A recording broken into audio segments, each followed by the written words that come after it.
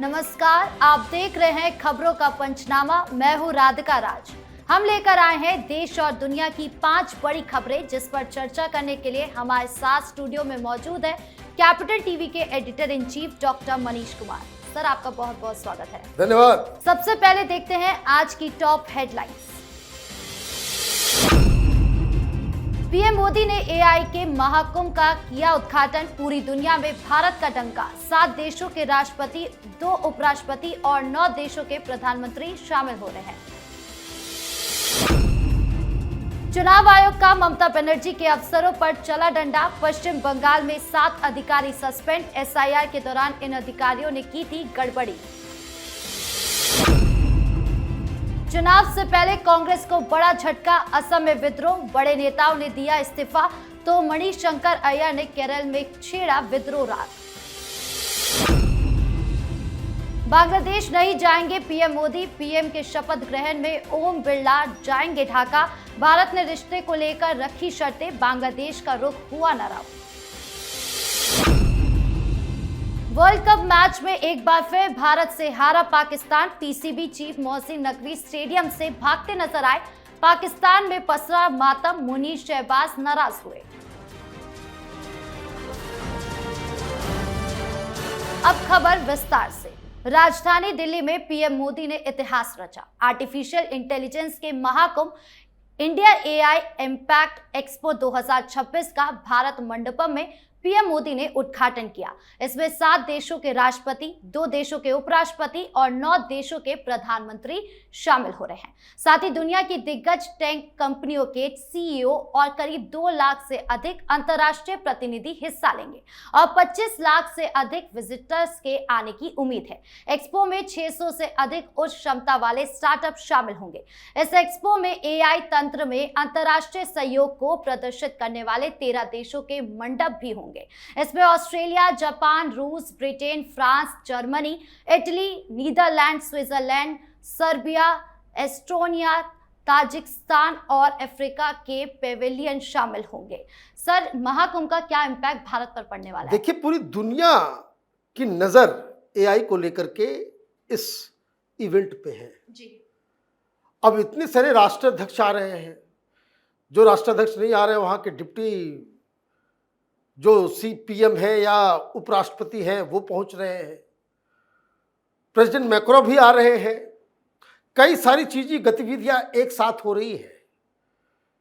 Macro के साथ nuclear deal sign होने वाला है कि जो हमारे जो ईंधन की जो खपत है, बिजली की जो खपत है, उसको कैसे फ्यूचर में पूरा किया जाए, उस पर बातचीत होनी है। 114 राफाल के ऊपर फाइनल डील किया जा रहा है और दुनिया भर के सीईओज, और बताया जा रहा है कि 600 से ज़्यादा स्टार्टअप और बड़े वाले स्टार्टअप्स जो एआई के क्षेत्र में, वो सारे लोग दिल्ली में आ रहे हैं। तो आप देखिए कि भारत फ्यूचर टेक्नोलॉजी में एआई क्या है, यह भविष्य के लिए जो नींव रखी जा रही है नए समाज की, उसमें एक लीड रोल लेता हुआ भारत नजर आ रहा है।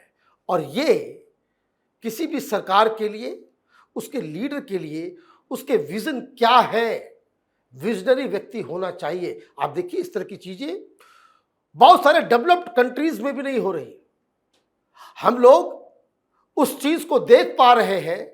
ये बताता है कि भारत की सरकार अपने उस एजेंडे को लेकर, जिसमें 2047 तक भारत को एक विकसित देश बनाना है, उसके ओर अग्रसर नजर आ रही है। जी। चुनाव आयोग ने पश्चिम बंगाल में ममता बनर्जी के 7 अफसरों को सस्पेंड कर दिया। साथ ही चीफ सेक्रेटरी को अफसरों के खिलाफ डिसिप्लिनरी कार्रवाई शुरू करने का निर्देश दिया है। दरअसल एसआईआर के दौरान इन अफसरों की लापरवाही बढ़ती थी, जिसके बाद यह एक्शन लिया गया। माना जा रहा है कि आने वाले दिनों में अन्य कई अफसरों पर भी गाज गिर सकती है। दरअसल पश्चिम बंगाल में बस कुछ सप्ताह बाद चुनाव का ऐलान होने वाला है। इसे लेकर चुनाव आयोग ने तैयारी तेज कर दी है। पूरे पश्चिम बंगाल में एसआईआर के दौरान बड़ी संख्या में गड़बड़ी की शिकायत आ रही है, जिसके बाद चीफ सेक्रेटरी को अधिकारियों के खिलाफ डिसिप्लिनरी कार्रवाई शुरू करने का निर्देश दिया गया है। सर, जिस तरीके से अफसरों पर लगातार गाज गिर रही है, ये ममता बनर्जी के लिए कितना बड़ा झटका है? ये तो अभी इलेक्शन कमीशन की तरफ से हो रहा है, अभी तो सुप्रीम कोर्ट में भी और भी केसेस फंसे हुए हैं। और ये कार्रवाई उस वक्त ली जा रही है जब मालूम चल रहा है, ये घोषणा की गई है चुनाव आयोग की तरफ से कि सेंट्रल टीम अब पश्चिम बंगाल, असम के दौरे पे जाएगी। जब भी चुनाव से पहले इस तरह का दौरा होता है, समझ लीजिए कि कुछ सप्ताह के अंदर चुनाव की घोषणा होने वाली है और लगातार एक्शन पे एक्शन लिया जा रहा है, नए नए कानून बनाए जा रहे हैं। ये जो एसआईआर के अंदर जो तमाम गड़बड़ियां हुई है, उसको कैसे ठीक किया जाए, कैसे दुरुस्त किया जाए, और खास करके जिन अधिकारियों ने गड़बड़ियां की है, कैसे उनको अकाउंटेबल ठहराया जाए, इसकी ओर एक बड़ा कदम है। ये कौन लोग हैं जो नप गए?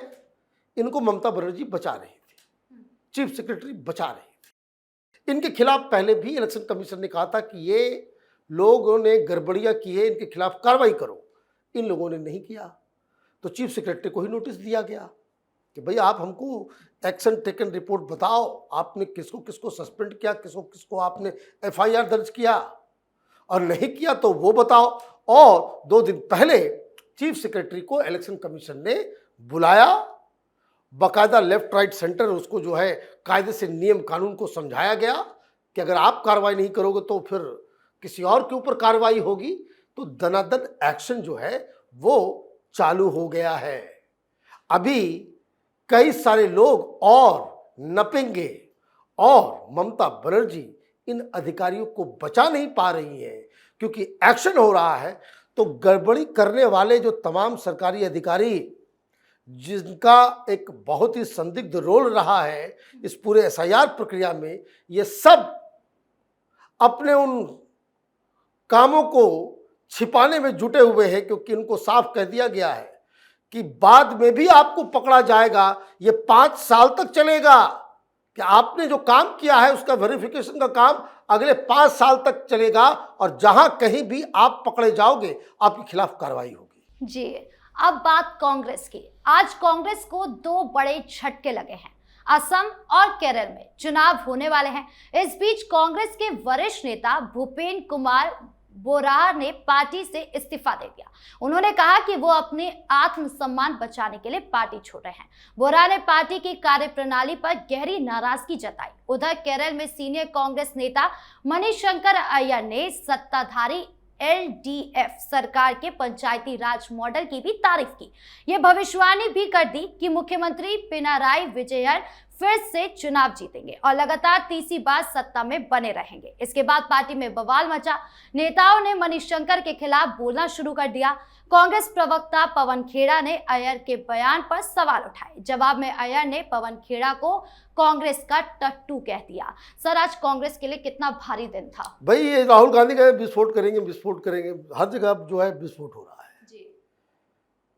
ये जो भूपेंद्र बोरा साहब है, ये असम के अंदर कांग्रेस पार्टी के स्टेट के अध्यक्ष रहे, बड़े लीडर हैं। और वो क्या कह रहे हैं? वो ये कह रहे हैं कि हम अपनी आत्मसम्मान को बचाने के लिए, मतलब सम्मान सुरक्षित नहीं है, उनके साथ कुछ हो गया, कार्यप्रणाली ठीक नहीं है। तो राहुल गांधी की कार्यप्रणाली से तो कोई खुश है भी नहीं। मसला यह है कि राहुल गांधी ने अपने मित्र गौरव गोगोई को सारा जिम्मेदारी दे दिया और कोई सुनवाई नहीं। जो काम हो रहा है सब गोगोई खुद कर रहे हैं। तो बाकी के नेता, हमने 4 दिन पहले ही कहा था कि बाकी के नेता, उनको घुटन महसूस हो रही है, कभी भी विस्फोट होगा, और ये अकेले नहीं है। अभी बहुत सारे लोग कांग्रेस पार्टी को असम में छोड़ेंगे। तो एक तो ये कांड हो गया। मणिशंकर अय्यर वो चले गए वहां मेन लड़ाई एलडीएफ और यूडीएफ में, मतलब कांग्रेस और वामपंथियों में। वामपंथियों की सरकार है और कांग्रेस के लीडर वहां कह रहे हैं कि पंचायती राज में आपने बड़ा अच्छा काम किया है, आपको फिर से जीतना चाहिए, फिर से मुख्यमंत्री। इसका मतलब कांग्रेस पार्टी चुनाव हार जाए। अब ये खबर आई तो सारे लोग आगे कूद गए। क्यों कूद गए? क्योंकि केरल से ही आते हैं मणिशंकर अय्यर भी, और केरल से ही आते हैं केसी वेणुगोपाल, जो ऑर्गेनाइजेशन सेक्रेटरी है पूरे कांग्रेस, वही करता धरता है आजकल। तो सारे लोग खड़े हो गए बोलने के लिए। तो भाई मणिशंकर अय्यर से मुंह लगाओगे तो क्या होगा?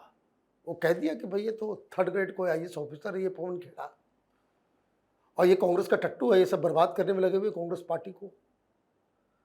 तो ये विस्फोट जो हो रहा है, केरल में विस्फोट, पंजाब में विस्फोट, तो हिमाचल में विस्फोट, और असम में भी विस्फोट, और केरल में भी विस्फोट, तो ये कांग्रेस पार्टी क्या करेगी ये समझ में नहीं आ रहा है। और इधर दिल्ली में बैठ के बड़ी बड़ी बातें हाँकने में कांग्रेस पार्टी के नेता किसी से पीछे नहीं रहते, लेकिन हकीकत ये है कि हर जगह कांग्रेस पार्टी का संगठन खंड खंड विखंड हो रहा है। जी, अब बात तारिक रहमान की। तारिक रहमान बांग्लादेश के नए प्रधानमंत्री के रूप में शपथ लेंगे। उन्होंने प्रधानमंत्री नरेंद्र मोदी को न्योता भेजा था, लेकिन पीएम मोदी इस शपथ ग्रहण समारोह में शामिल नहीं होंगे। विदेश मंत्रालय ने कहा कि इस कार्यक्रम में स्पीकर ओम बिरला शामिल होंगे।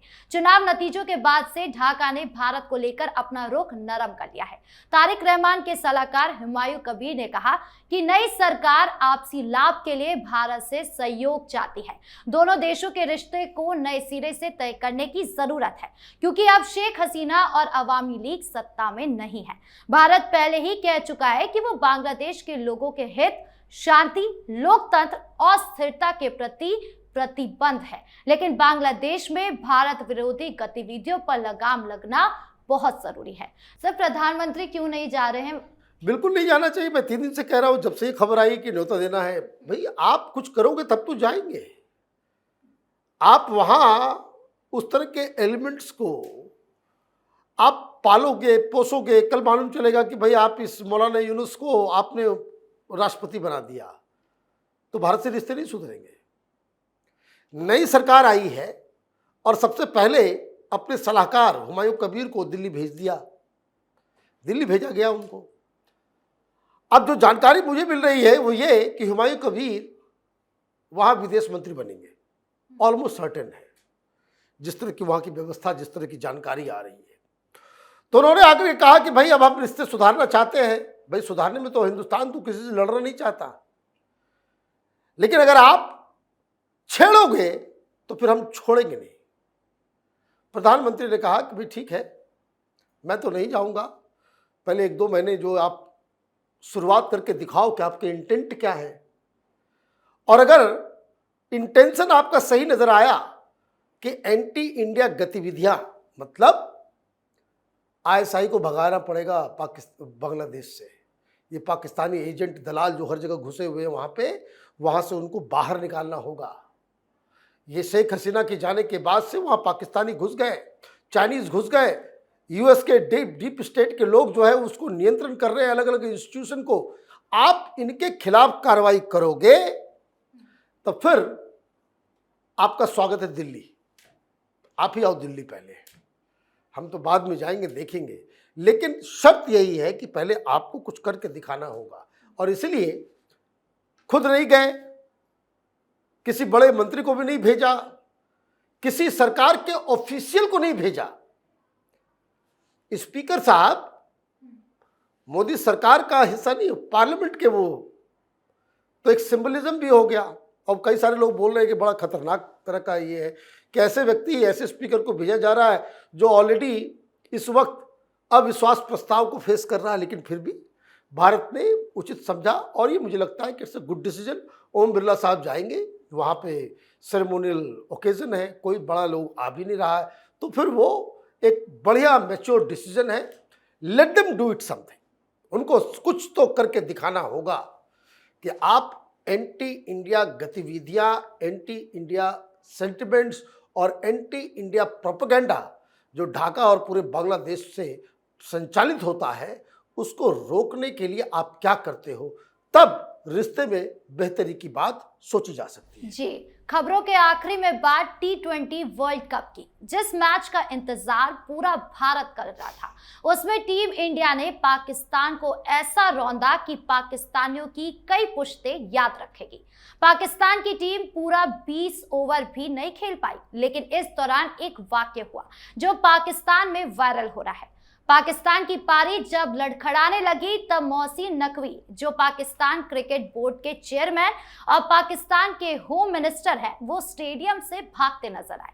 बेइज्जत होने के डर से मैच खत्म होने का इंतजार नहीं कर सके, जल्दी निकलते दिखे। उनका काफिला काले वाहन में रवाना होता कैमरे में कैद हो गया और वीडियो सोशल मीडिया पर तेजी से वायरल होने लगी। सर, क्या नकवी को पहले से अंदाजा था कि वो हार रहे हैं? देखिए, ये ट्रॉफी चोर है। वो कोई गृह मंत्री है। ये चोर उचक्कों का मुल्क है पाकिस्तान जी। ये ट्रॉफी चोर जो है, ये तो बड़ी बड़ी बातें कर दिया कि हम खेलेंगे नहीं, हम इंडिया के खिलाफ, ये वो सारा कुछ। भाई, सब चीज आपकी अगली जगह पे ठीक है, लेकिन खेल है ना, आखिर में साबित तो होगा ग्राउंड पे किसने क्या किया। और कल हार नहीं हुई, पाकिस्तान की बेइज्जती हुई। हम लोगों ने ऐसा हराया है कि उसको 7-8 पुश्तें याद करेंगी। क्या आपने सीरियसली तक नहीं लिया उनको? ये नाच रहे थे, अभिषेक का विकेट गिरा तो ये नाचने लग गए कि हम तो जीत गए, जीत गए, जीत गए। इनको मालूम था कि बिहारी पावर आने वाला है। ईशान किशन ने जब ठोकाई शुरू की तो इनके परखच्चे उड़ गए, और जब मैच ये हारने लगे, ये कमजोर स्टेडियम छोड़ के भागने लग गया। वो सारे लोग देख रहे हैं कहाँ फंसा है ये मामला।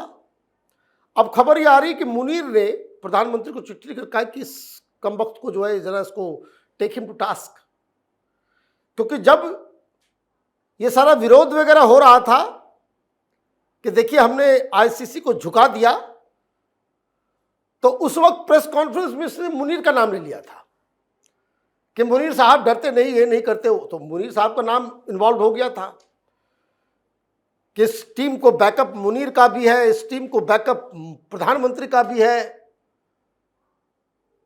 और जब फजीयत हुई, पब्लिक गालियां दे रही, वहां पब्लिक गालियां दे रही है क्योंकि आपने हराया नहीं, आपने बेइज्जत किया।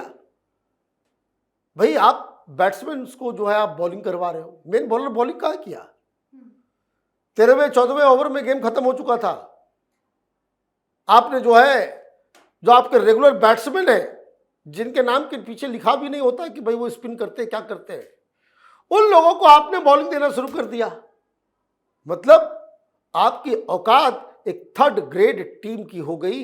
ये स्काई ने ग्राउंड पे साबित कर दिया, और इसलिए वहां अब मुनीर ने चिट्ठी लिखी है कि पहले इस गृह मंत्री से पूछो कि मेरे नाम को क्यों इसने इस्तेमाल किया, ये प्रोटोकॉल के खिलाफ था। और दूसरा, जब ये बेइज्जती हो रही है तो मुझे क्यों उसमें घसीटा जा रहा है। और ये जो पूरा प्रबंधन है क्रिकेट का, वो प्रधानमंत्री से कहा है कि इसको दुरुस्त करने की आवश्यकता है। तो ये पाकिस्तान की हार की एक अलग पहलू है। जी, इन तमाम मुद्दों पर जानकारी देने के लिए आपका बहुत बहुत धन्यवाद। धन्यवाद। तो खबरों का पंचनामा में आज के लिए फिलहाल इतना ही। देश विदेश की बाकी खबरों और उनके सटीक एनालिसिस के लिए देखते रहिए कैपिटल टीवी। हमें लाइक कीजिए, शेयर कीजिए और कैपिटल टीवी को सब्सक्राइब कीजिए। धन्यवाद।